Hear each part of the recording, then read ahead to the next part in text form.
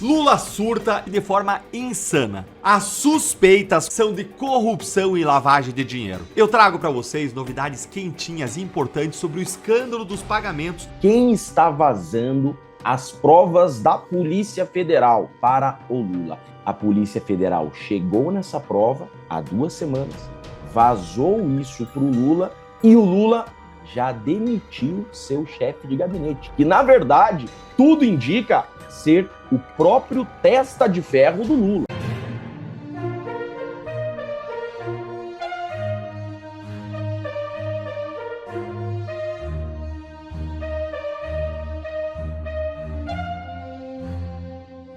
Um em cada 10 eleitores acredita que Lula foi substituído por um clone. É isso mesmo. A política brasileira, com alguma frequência, oferece algumas teorias. Exemplo disso são os 12,5% dos eleitores que acreditam que o presidente Luiz Inácio Lula da Silva morreu e foi substituído por um clone, como indica uma pesquisa publicada nesta quarta-feira.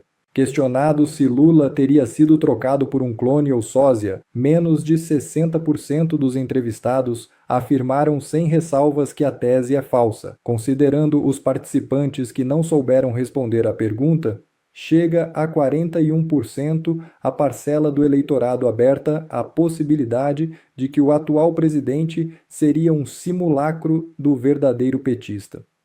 Os que acreditam que isso seja verdade somam 12,5%. Por mais surreal que pareça, a pergunta feita pelos pesquisadores não surge por acaso. Em algumas aparições públicas do suposto petista, internautas apontaram algumas diferenças físicas do presidente. O governo nunca explicou tal fenômeno. A tese de que Lula teria morrido em razão de problemas de saúde circula, ao menos, desde a campanha presidencial de 2022, segundo a agência de checagem de fatos. Ocasionalmente, o conteúdo vaza para canais mais populares e viraliza nas redes sociais. Mendonça vai para cima e dá 10 dias a Lula. É isso mesmo. O ministro André Mendonça, do Tribunal Superior Eleitoral, determinou que o governo federal apresente no prazo de 10 dias informações completas sobre os empenhos relacionados à publicidade institucional realizados entre 2023 e o primeiro semestre de 2026. A decisão envolve a Secretaria de Comunicação Social da Presidência da República, que deverá fornecer documentação detalhada para análise. A medida foi adotada no âmbito de uma representação apresentada pelo Partido Liberal contra o petista Lula e o ministro da SECOM, Sidônio Palmeira.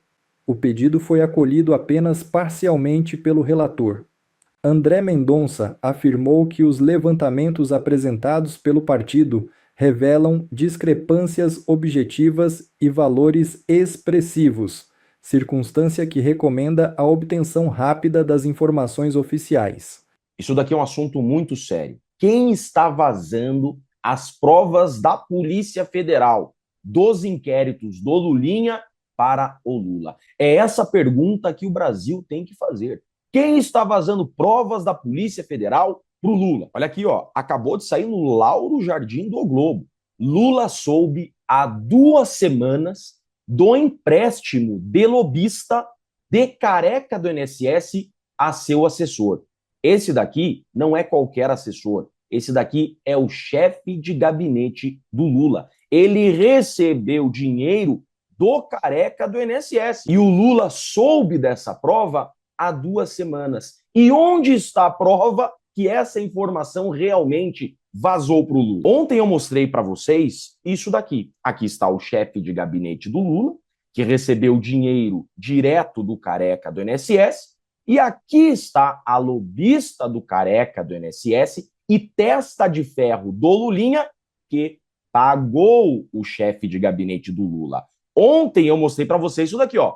Lobista de Careca do INSS, que é a mesma mulher, essa Roberta, que é testa de ferro do Lulinha, mandou dinheiro para chefe de gabinete do Lula. Aonde que está a prova que essa informação investigativa vazou da Polícia Federal? Roberta fez pagamentos para Marcola. Esse é chefe de gabinete do Lula.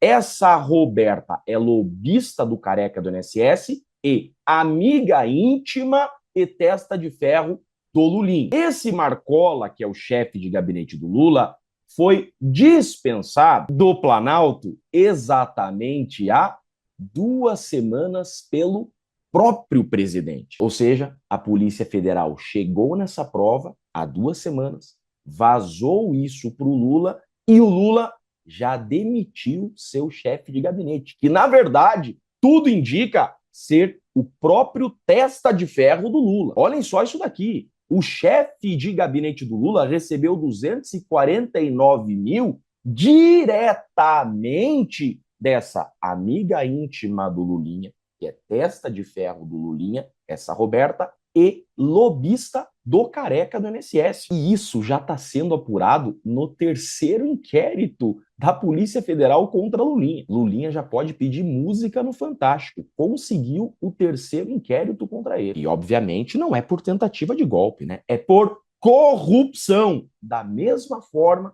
que seu pai também respondeu inquéritos, processos e foi condenado. É por isso, então, que há um mês foi noticiado que o André Mendonça, apura-se diretor-geral da PF, obstruiu a justiça em caso do INSS, tanto para proteger Lulinha, como vazando provas, vazando documentos sigilosos para o Lula. Isso daqui é muito sério e muito grave. O policial federal, seja delegado de inquérito, seja o próprio chefe da Polícia Federal, que estiver vazando documentos sigilosos dessa investigação para o Lula, deve ser preso preventivamente. É exatamente isso que diz o Código de Processo Penal no artigo 312. A prisão preventiva poderá ser decretada por conveniência da instrução criminal. O que significa isso? Atrapalhar uma investigação de qualquer modo e qualquer forma. Obstruir uma investigação é passível de prisão preventiva para assegurar a lisura da investigação. André Mendonça pode, segundo a lei vigente, prender preventivamente quem está obstruindo a investigação, blindando algum investigado. Isso daqui é muito grave e é sobre isso que o Brasil tem que falar agora e cobrar agora. Quem está protegendo Lulinha e quem está vazando provas do inquérito contra o Lulinha para o Lula? É isso que nós temos que perguntar e cobrar. Por isso, compartilhe esse vídeo para que o Brasil saiba disso. Eu sou Jeffrey Chicchini e deixo aqui um grande e forte abraço a todos. Lula surta e ele quer retalhar o Donald Trump de forma insana. Ontem os Estados Unidos cancelaram o visto da embaixadora do Brasil lá em Washington. E aí hoje o Lula anunciou a resposta dele. Só que a resposta não atinge apenas os americanos, atinge o mundo inteiro. Gente, é um surto total. Leia aqui comigo o que saiu no Poder 360 nesta matéria aqui, ó. Segundo Lula, ele decidiu não receber mais nenhum embaixador brasileiro até depois das eleições. Gente, nenhum.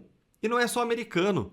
Qualquer país que indicar um embaixador novo para Brasília agora vai ficar esperando até outubro passar. O presidente da República fechou as portas de entrada do Brasil, da diplomacia brasileira. E o prazo que ele escolheu para reabrir é exatamente o prazo final da disputa eleitoral, que vai dizer se ele vai ser derrotado ou se vai ficar mais 4 anos no Palácio Planalto. Esperamos que não. E olha a explicação que ele deu na mesma entrevista. Os Estados Unidos não deram importância para a embaixada no Brasil, porque faz 1 ano e meio que ele, o Trump, está no poder e não mandou ninguém para cá. Nós queremos ser tratados com respeito, disse Lula. Só que repara na lógica. A queixa aqui é que os americanos demoraram a mandar embaixador. Só que aí a punição vem descasada. O Brasil não vai receber mais embaixador de ninguém. Quem fica sem interlocutor com isso é o nosso país e não deles. Lula simplesmente não faz sentido. Ele só pode estar caducando, gente. Agora deixa eu te explicar o que aconteceu ontem. E não, antes repare isso aqui, ó. Lula chamou essa revogação do visto da embaixadora de irresponsável e impensada. Ele está entrando em confronto com os Estados Unidos, quando a gente está tarifado, vamos lembrar disso. E deixa eu te explicar agora o que aconteceu ontem, gente, também porque tem muita informação errada circulando. O Departamento de Estado americano revogou o visto diplomático da embaixadora brasileira, a Maria Luísa Viotti, essa pessoa que você está vendo aí na tela, e chamou a medida de reciprocidade pela demora do Brasil em aprovar o indicado do Trump. Ela não foi expulsa, ela não foi declarada persona non grata, a pessoa que não é bem-vinda. esses são os instrumentos próprios da Convenção de Viena para um país anfitrião rejeitar um chefe de missão. Não, ela continua embaixadora. Só que se ela sair dos Estados Unidos, ela não consegue voltar. Um especialista em direito internacional, ele resumiu dessa forma o que está acontecendo. O que existe é uma dissociação entre o status funcional, ela segue sendo embaixadora nos Estados Unidos, e a possibilidade prática dela exercer essa missão, o cargo dela. Porque se ela sair dos Estados Unidos, ela não volta, ela não tem visto. Situação que evidencia um grave impasse diplomático. A nossa embaixada em Washington, ela ficou com uma embaixadora, então, que não pode sair do país, o que é um vexame internacional, como poucas vezes a gente viu acontecer. A relação bilateral do Brasil com os Estados Unidos sempre foi boa. Esse tipo de coisa jamais aconteceu. Nunca se chegou a um nível tão baixo. Precisou, é claro, do Lula, anão diplomático, para a gente chegar a esse ponto. E tem uma parte que ele assumiu de público hoje. 10 dias antes disso, o Itamaraty ele negou um visto para 2 funcionários do governo americano que queriam vir para cá para acompanhar a eleição. Isso é muito natural, acontece. Vários países mandam para outros países o que a gente chama de observadores. E aí, o Brasil vetou os observadores americanos. E aí, olha o que o Lula disse sobre isso. O Itamaraty corretamente negou o visto para eles. E a nota do governo explica o motivo. Porque eles planejavam visitar o Brasil para questionar a integridade do sistema eleitoral brasileiro. Lula, isso é uma acusação grave. Cadê a prova? Cadê a prova? Mostra pra gente. Lula está aqui construindo uma narrativa contra o Trump. Você consegue entender? Lula é tarifado, Brasil é tarifado, todos nós sofrendo com isso. Aí ele fala, soberania. E ele fica criando briga. Lula, quem tem sistema eleitoral sólido, não tem medo de estrangeiro olhando. Quem tranca a porta, quem prefere que ninguém olhe.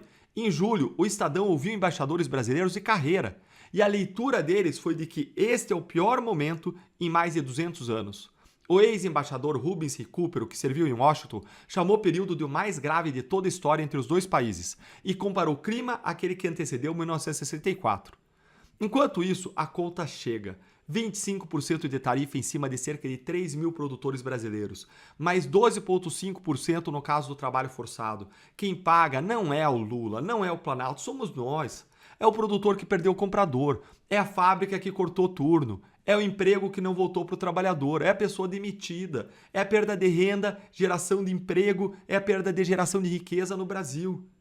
Então, em vez de Lula se preocupar em resolver isso que é importante, ele fica arrumando briga, ainda maior que o Trump, fechando a porta para observadores internacionais.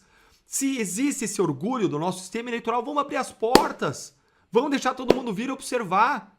O que tem de errado nas pessoas virem observar? Isso acontece em todo mundo. O que o Lula está fazendo, na verdade, é provocar. Ele está cortando, podando, afastando, e aí ele vem e inventa uma narrativa. Provavelmente essa balela aí que ele falou nem existe.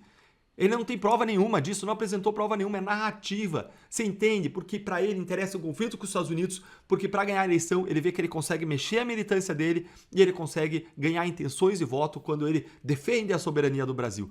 Que vergonha, enganando o povo mais uma vez. Compartilha para mais gente entender o que está acontecendo e me responde aí nos comentários. Essa retaliação, ela protege o Brasil ou protege Lula? Se inscreve no canal, curta o vídeo e vem virar membro para apoiar o nosso trabalho. Grande abraço e até o próximo vídeo. As suspeitas contra o Marcola do Lula são de corrupção e lavagem de dinheiro. Eu trago para vocês novidades quentinhas e importantes sobre o escândalo dos pagamentos que foram feitos da lobista do careca do INSS, a Roberta, pro chefe do gabinete de Lula, o Marcola. Nós descobrimos o valor, nós descobrimos o método. Olha aqui, uma lobista pagando despesas pessoais do chefe de gabinete do presidente da República.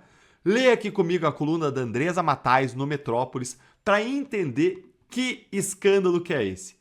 O valor dado pela lobista Roberta Luxinger ao ex-chefe do gabinete do presidente Lula, o Marco Aurélio Santana, o Marcola, chega a R$249 mil. A coluna apurou que o Marcola encaminhava para a lobista códigos de barra a fim de que ela fizesse os pagamentos de contas pessoais dele, o que não deixa rastro. Parte do valor foi paga dessa forma. A polícia também investiga se ele teria recebido dinheiro em espécie. Gente, o braço direito do Lula mandava código de barras e ela pagava a conta dele. Isso não é transferência de conta para conta, não é Pix, não é TED. Isso é boleto pago por terceiro, que é justamente o que não aparece no extrato de ninguém. E os pagamentos foram ao longo de 2025, um período em que ele era um dos homens mais poderosos do Brasil, do ladinho de Lula, colado. Só a Janja com mais acesso ao Lula do que ele. Ele despachava lá, na antessala do presidente, cuidava da agenda do Lula e articulava com os ministros do governo. A Polícia Federal ela descobriu tudo isso nas conversas extraídas do celular da lobista. Agora deixa eu te explicar por que a versão do empréstimo ela não fecha. E eu falo como quem passou 18 anos investigando exatamente esse tipo de operação no Ministério Público Federal. Primeiro, gente, o Marcola ele não precisava da Roberta. O chefe de gabinete do presidente da República é um servidor público, com um dos maiores salários do funcionalismo federal, com estabilidade, com contra-cheque. Esse homem entra em qualquer banco do país e sai com crédito aprovado. Tem consignado, tem margem, tem juros baixos, justamente porque o risco é mínimo. Por que alguém nessa posição precisaria pegar dinheiro emprestado com uma lobista investigada em vez de ir ao banco? Em segundo lugar, e mais importante, ninguém empresta dinheiro pagando o boleto do outro. Empréstimo de verdade tem contrato, tem transferência, tem data. E a não ser que seja para uma pessoa muito próxima, vai ter juros também. E tem comprovante. O que a coluna descreve é o contrário disso. Em vez do dinheiro entrar na conta dele, as contas iam sendo quitadas por fora, uma a uma, sem passar pelo nome dele em lugar nenhum. Terceiro lugar, se ela vai emprestar dinheiro para ele, ela vai ter um risco, ela vai cobrar juros, vai cobrar juro mais caro do que o banco. Não faz sentido economicamente essa operação. E isso tem nome no direito, tudo isso. Tem cheiro de alguma coisa do direito. Tem cara de pato, tem pé de pato, anda que nem pato, pena de pato, é branco, faz quaquá. E o que tudo isso parece é isso aqui, ó. Lavagem de dinheiro. O artigo 1º da Lei de Lavagem de Dinheiro pune quem ocultar ou dissimular a natureza, a origem, a disposição, a movimentação, a propriedade de bens, direitos ou valores que vieram direto ou indiretamente da prática de crimes, de infração penal. Então presta atenção aqui. Pagar a despesa pessoal de alguém, em vez de entregar o dinheiro na mão, é uma das formas mais antigas de fazer o valor circular sem deixar rastro. Se o dinheiro que quitou aquelas contas tiver origem criminosa, a suspeita deixa de ser de um empréstimo mal explicado e passa a ser a suspeita de lavagem de dinheiro. E tem ainda a suspeita de que aquilo tudo era o pagamento de alguma coisa, de alguma propina para ele fazer alguma coisa. E isso tudo precisa ser investigado e com urgência. De onde saiu esse dinheiro? O que foi entregue em troca? O Marcola, é claro, ele nega tudo. Lê aqui comigo a nota dele. Meus sigilos bancário e fiscal estão integralmente à disposição da justiça. Meu amigo, eles não estão à disposição da justiça coisa nenhuma. A justiça vai lá e pega. Mas eu duvido que você foi lá e levou teus documentos. Levou? Isso aí é blá blá blá. Isso aqui é mentira, é para inglês ver. E ele diz, eu faço isso para deixar claro e público que jamais houve nada além do empréstimo pessoal que obtive junto a ela. Pago com transferência bancária de R$249 mil. Meu amigo, quero saber quando que isso aconteceu. Provavelmente esse empréstimo foi pago depois que todo o escândalo veio à tona e que eles sabiam que isso ia vir a público e eles se anteciparam para ajustar, tentar dar uma arrumada. Então aqui vai o desafio. Deixa a gente ver o seu imposto de renda, Marcola. A gente quer ver se você precisava do empréstimo mesmo. A gente quer saber quando teria devolvido o dinheiro, quanto devolveu, traga para a luz. Repara aí na inconsistência. Ele fala em transferência bancária de R$249 mil. Só que a coluna diz que parte do valor foi paga com código de barras, exatamente porque assim não fica rastro. Se foi tudo transferência para devolver, por que foi boleto para pagar, para dar o empréstimo? E a lobista da história é a Roberta Luxinger. Ela é amiga pessoal do Lulinha, da esposa do Lulinha, a ponto de terem as duas tatuagem igual de melhores amigas. Ela admitiu em depoimento que apresentou Lulinha ao careca do INSS. Ela pagou uma viagem de luxo do filho do presidente com a família para a Finlândia. E ela paga o aluguel de uma mansão no Lago Sul que o Lulinha usava quando vinha para Brasília. E o pior de tudo é com quem que o caso caiu. Com o ministro Flávio Dino.